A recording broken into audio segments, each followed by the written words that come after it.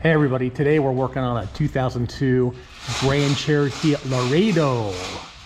And this thing needs freeze plug. Now this is a 4.0 straight 6. And a lot of people say that you could have to take the intake manifold and the exhaust off. But what we did is we ended up taking the front pipe off that comes over and then on up to the manifold up there.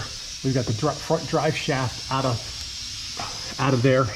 And you can see there's the exhaust manifold, and we've got that freeze plug put in. We haven't done that one, and we got that one there.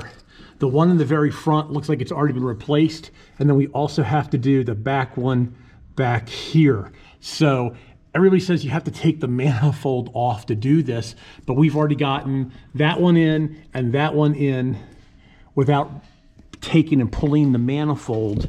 We just had to pull the cat pipe. And here are some of the freeze plugs. That's the worst one there. You can probably see the light shining through that one.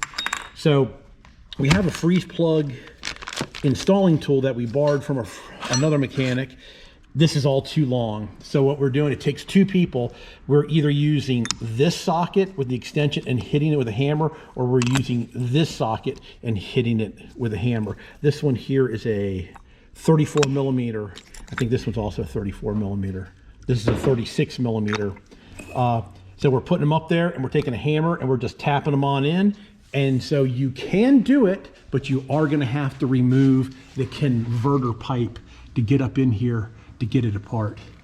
Now that very, very front one that we're not gonna do, that looks like it's already been changed, it looks like that one you're gonna have to take and remove the AC compressor. But for the back four, you can do it with just removing the cat pipe.